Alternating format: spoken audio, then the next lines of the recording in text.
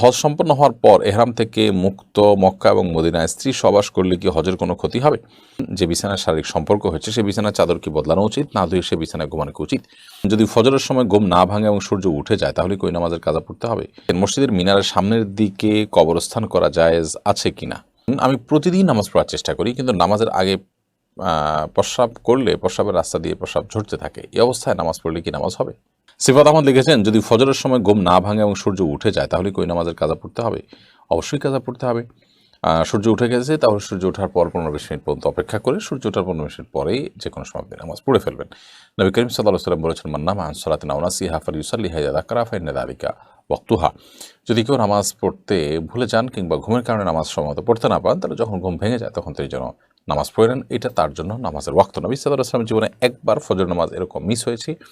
সাহাবীদের সহকারে তিনি কোনো একটা সফর থেকে আসছিলেন, তো পথিমধ্যে তারা রাতে শুয়েছেন। ঘুম থেকে জাগাবার জন্য যাকে দায়িত্ব দিয়েছিলেন পালা করে সাহাবীদেরকে, তাদের মধ্যে একজন তিনি ঘুমিয়ে পড়েছেন, যার কারণে তিনি নিজে টের পাননি, ওদেরকেও রাখতে পারেননি। পরবর্তী নবী সাল্লাল্লাহু আলাইহি ওয়াসাল্লাম সবাইকে নিয়ে এসে নামাজ কাজা করেছেন। বিধায় আপনাকে নামাজ পড়তে হবে পরে। তবে এরকম ফজর নামাজ প্রায় কাজা হওয়া বা নিয়মিত কাজা হওয়া নিশ্চয়ই গ্রহণযোগ্য না। এরপরে রাজন হোসেন আপনি লিখেছেন, মসজিদের মিনারের সামনের দিকে কবরস্থান করা জায়েজ আছে কিনা? জাপান থেকে বলছি।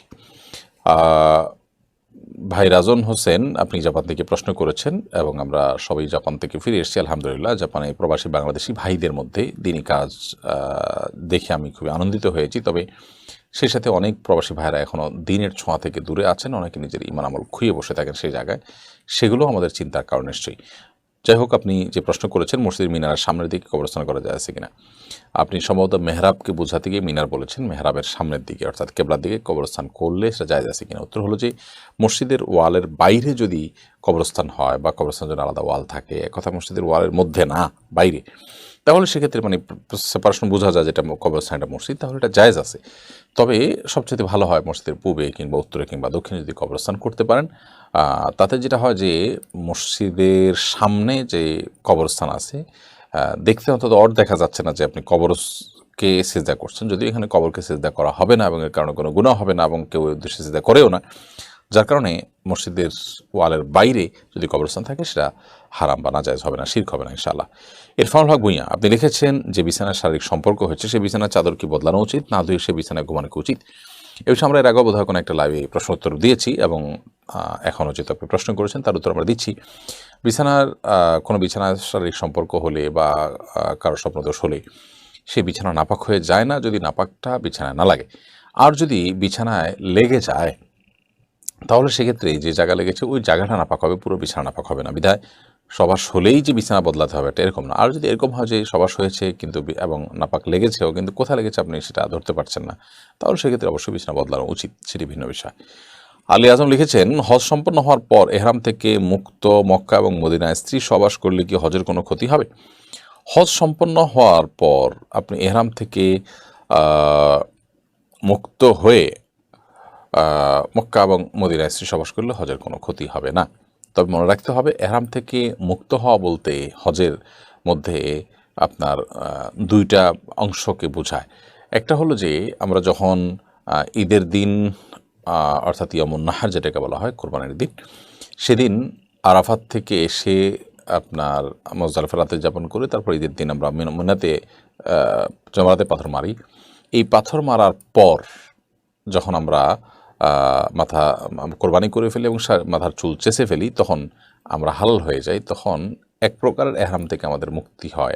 আমরা এহরামের কাপড় ছেড়ে নর্মাল কাপড় পরতে পারি, কিন্তু তখনও স্ত্রীর সহবাস করা জায়েজ হয় না যতক্ষণ পর্যন্ত হজের যে তওয়াফ আছে সেটি শেষ করা না হয়। হজের তওয়াফটা আপনি করে ফেলছেন, সেটা ওই দিনও করতে পারেন, পরের দিনও করতে পারেন, তাহলে সেক্ষেত্রে স্ত্রীর সহবাস হালাল।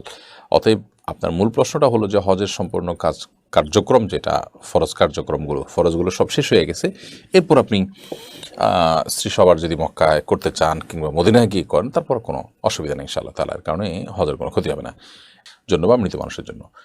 মোহাম্মদ সাবের আহমেদ লিখেছেন, আমি প্রতিদিন নামাজ পড়ার চেষ্টা করি, কিন্তু নামাজের আগে প্রস্রাব করলে প্রস্রাবের রাস্তা দিয়ে প্রস্রাব ঝরতে থাকে। এই অবস্থায় নামাজ পড়লে কি নামাজ হবে, করণীয় কি? ভাই মোহাম্মদ সাবের আহমেদ, প্রতিদিন আপনি নামাজ পড়ার চেষ্টা করেন, নামাজের আগে পেশাব করলে আপনার পেশাব ঝরতে থাকে, তাহলে সেক্ষেত্রে আপনি অপেক্ষা করবেন। প্রয়োজনে আন্ডারওয়্যার ইত্যাদি ব্যবহার করবেন, টিস্যু ইত্যাদি দিয়ে রাখবেন, অর্থাৎ যেভাবে হোক আপনি পরিষ্কার হওয়ার চেষ্টা করবেন। এবং নামাজের যতক্ষণ আগে পেশাব করলে আপনার পেশাব ঝরা বন্ধ হয় ততক্ষণ আপনি করবেন, আধা ঘন্টা আগে বা 40 মিনিট আগে। প্রয়োজনে আপনি পেশাব করে সেখানে টিস্যু বা কিছু দিয়ে আপনি অন্য কাজ কামে থাকবেন, এরপরে নামাজের আগ দিয়ে আপনি টিস্যু ফেলে দিয়ে নামাজ পড়ে নেবেন। অর্থাৎ এক কথায় আপনি যে কোনোভাবে পেশাব যে ঝরছে সেটা থেকে আপনার শরীরকে এবং কাপড়কে পবিত্র রেখে দেন আপনি নামাজ পড়বেন। আর যদি ব্যাপারটা এরকম হয় যে অনবরত পড়তে থাকে, এটা আপনি আসলে কন্ট্রোল করতে পারেন না, তাহলে সেক্ষেত্রে আপনার এটা নিয়ে প্রেশানের কোনো কারণ নেই, বরং প্রত্যেক ওয়াক্ত যখন শুরু হবে তখন অজু করে ওই ওয়াক্তের মধ্যে আপনি নামাজ পড়বেন। এর মধ্যে পেশাব যদি ঝরতেও থাকে কোনো অসুবিধা নেই, যেহেতু কন্টিনিউয়াসলি সেটা ঝরছে। এরপর নাসরিন বিনতে সাবের আপনি লিখেছেন, আমি খুব ঋণে পড়ে গেছি, এখন কি আমি ব্যাংক লোন নিয়ে পরিশোধ করতে পারি? বোন, ঋণ পরিশোধ করবার জন্য নিজের স্থাবর সম্পত্তি, গহনা, অন্যান্য যা আছে ব্যবসার মালামাল, সেগুলো সব বা যতটুকু প্রয়োজন হয় ততটুকু সেল করে হলেও আপনাকে ঋণ পরিশোধ করতে হবে। আপনি নিজের সে সমস্ত সম্পদগুলো রেখে এরপর যদি আপনি ব্যাংক লোন নিয়ে ঋণ পরিশোধ করেন এবং সুদী লোন নিয়ে করেন, তাহলে সেক্ষেত্রে আপনার এটি হারাম হবে। বিধায় আপনার যেটা জায়েজ নাই যে ঋণ পরিশোধ করার জন্য আপনি ব্যাংক লোনে যাবেন। আপনি অবশ্যই আপনার স্থাবর সম্পত্তি যেগুলো আছে সেগুলো বিক্রি করে হলেও ঋণ দিবেন। আর যদি সেরকম কোনো কিছু আপনার না থাকে, তাহলে সেক্ষেত্রে আপনি অন্যদের কাছ থেকে ঋণ নেওয়ার চেষ্টা করবেন। ঋণ মুক্তির জন্য আপনি সুদী লোন নেওয়া জায়েজ হবে না। ফশিদ ইসলাম আপনি লিখেছেন, আমি দেখেছি বাহিরের বিভিন্ন দেশে কোরবানি করার আগে পশুর মাথায় গুলি করে ফেলে দেয়, এরপর কোরবানি করা হয়, এটা কি জায়েজ? এরকম পশুকে দুর্বল করে যদি আপনি কোরবানি করেন তো হয়ে যাবে, বাট স্বাভাবিকভাবে কোরবানি করার চেষ্টা করা উচিত। বিশেষ করে গুলি করার পর যদি সে মারা যায়, তাহলে তো সেক্ষেত্রে কোরবানিতে দূরের কথা, সেই পশুর গোশতই খাওয়া যাবে না, কারণ সেটি হারাম হয়ে যাবে এবং জবাই করা হয়নি সেই কারণে। আর যদি তার প্রাণ থাকে তাহলে জবাই করলে গোশত খাওয়া হালাল হবে, এমনকি অনেক উলামায়ে কেরাম এটাকে কোরবানি বিশুদ্ধ হবেও বলেছেন। বাট কোরবানির পশুতে সাধারণত যাতে কোনো প্রকার ত্রুটি না থাকে সে জিনিসটা লক্ষ্য করা দরকার। যদিও এখানে একেবারে জবের প্রক্রিয়াতে আপনি এটি করেছেন যার কারণে কোরবানি হয়ে যাবে, বাট স্বাভাবিক প্রক্রিয়া করতে পারলে সেটা বেশি ভালো। তবে হ্যাঁ, বাইরে এমন কিছু গরু আছে যেগুলো আসলে স্বাভাবিক প্রক্রিয়াতে কোরবানি করাটা টাফ, যার কারণে অনেক বড় হওয়ার কারণে আকৃতিতে সেগুলোকে বসে আনা কঠিন হয়, হয়তো বা এই সমস্ত প্রক্রিয়া সেখানে অবলম্বন করা হয়। লিজা এই আইডি থেকে আপনি লিখেছেন, আমার বাবা মারা গেছেন, এমন কোন আমল আছে কিনা যা আমি করতে পারি আমার বাবার জন্য? সন্তানের যে আমলটা বাবা মার জন্য সবচেয়ে বেশি উপকারী হয় সেটি হলো বাবা মার জন্য দোয়া করা, পাশাপাশি নিজের নেককার হওয়া। আপনি নেককার হয়ে যদি বাবা মার জন্য দোয়া করেন, সেটা তাদের জন্য অনেক বেশি উপকার আসে। নবী সাল্লাল্লাহু আলাইহি ওয়াসাল্লাম বলেছেন, ইযা মাতাল ইনসানু ইনকাতা আনহু আমালুহু ইল্লা মিন সালাস। মানুষ যখন মারা যায় তখন তার সমস্ত আমলের দুয়ার বন্ধ হয়ে গেল, 3টি আমলের দুয়ার কিন্তু বন্ধ হয় না। এর ভিতরে একটা হলো এটা যে আওয়ালাদুন সালেহ ইয়াদউ লাহ, মা বাবা যদি কোনো সন্তান রেখে যান, নেক সন্তান যারা ভালো মানুষ, নিজে হারাম হালাল মেনটেন করেন, ফরজ কাজগুলো করেন, আল্লাহর বিধিবিধানগুলো নির্দেশগুলো মেনে চলার চেষ্টা করেন, পাশাপাশি আপনার করেন, বাবার জন্য দোয়া করেন, মায়ের জন্য দোয়া করেন, তো সেটা বাবা মার জন্য অনেক বেশি উপকার আসে। অতএব আপনি আপনার বাবা মার জন্য বেশি বেশি নেক দোয়া করবেন, কিন্তু সেই সাথে আপনার নিজেও যেন নেক হন, আপনি যেন ভালো মানুষ হন, মুত্তাকি পরহেজগার হন, কোরআন হাদিসের নির্দেশগুলো মেনে চলতে পারেন, সেই ব্যাপারে আপনার সচেষ্ট থাকতে হবে। আর দ্বিতীয়ত সবচেয়ে বেশি উপকার আসে আমার জন্য সাদকা, দান, তাদের পক্ষ থেকে হালাল টাকা থেকে দান সাদকা করবেন। এছাড়া আরও বিভিন্ন করণীয় আছে, তো মৌলিকভাবে এই দুইটা সবচেয়ে বেশি উপকার আসে আমার।